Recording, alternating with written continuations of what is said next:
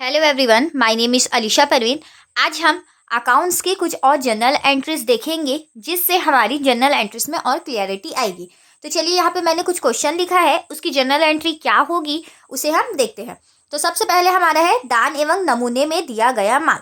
दान मतलब डोनेशन, जब हम किसी चीज़ को डोनेशन करते हैं, डोनेट करते हैं तो। और नमूने मतलब सैंपल, बिजनेस में सैंपल के तौर पे जब हम कुछ माल देते हैं तो उस समय उसकी क्या जनरल एंट्री होगी। तो देखिए, जब हम दान या नमूने में कुछ माल को देते हैं तो उसी में से हमें कुछ भी पैसा नहीं मिलता है, तो हम इसे एक तरीके से हानि मानकर डेबिट करते हैं। और उसमें से जब हम माल देते हैं तो हमारे क्रय को हम उससे कम करते हैं।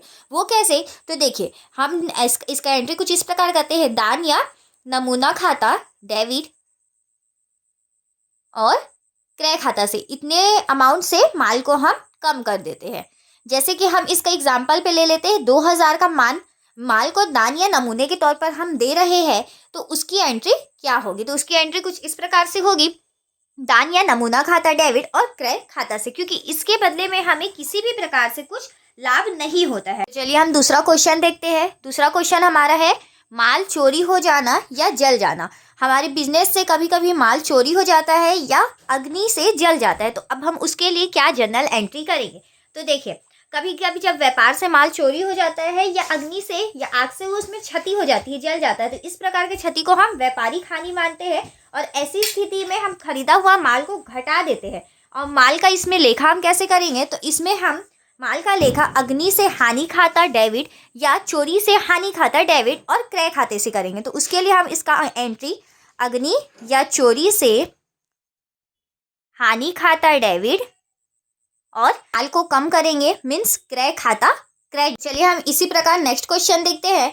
नेक्स्ट क्वेश्चन हमारा है विविध व्यय या फुटकर व्यय।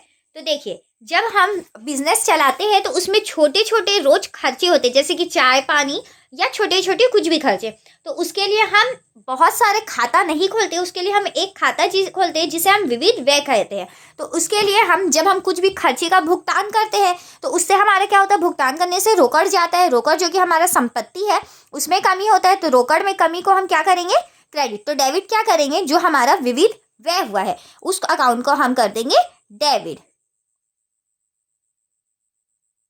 इसी प्रकार हमारा नेक्स्ट क्वेश्चन है कार्यालय के लिए फर्नीचर खरीदा। तो देखिए, कार्यालय मतलब हमारे ऑफिस के लिए हम फर्नीचर खरीद रहे हैं, ये हमारे पर्सनल यूज के लिए तो नहीं है जिसे हम ड्राइंग या आहरण कहेंगे। तो ऐसी दशा में जब हम कार्यालय के लिए फर्नीचर खरीदते हैं, अपने ऑफिस वर्क के लिए फर्नीचर खरीदते हैं, तो यहाँ पे हम फर्नीचर जो कि संपत्ति है उसको हम डेबिट कर देंगे और रोकड़ से खरीदे होंगे तो रोकड़ को क्रेडिट कर देंगे। ऐसे ही हमारा नेक्स्ट क्वेश्चन हो जाएगा कार्यालय व्यय के लिए बैंक से निकाले, मीन्स रोकड़ निकाले होंगे। तो देखिए, कार्यालय व्यय के लिए हम बैंक से निकाल रहे हैं, यहाँ पे हमारा ऑफिस वर्क के लिए बैंक से पैसा निकाल रहे हैं, तो ये हमारा आहरण तो नहीं रहेगा। इसके लिए हमारे बैंक से निकालेंगे, मीन्स हमारे पास पैसा आएगा तो रोकड़ आया, तो रोकड़ हमारा संपत्ति है, आया तो डेबिट।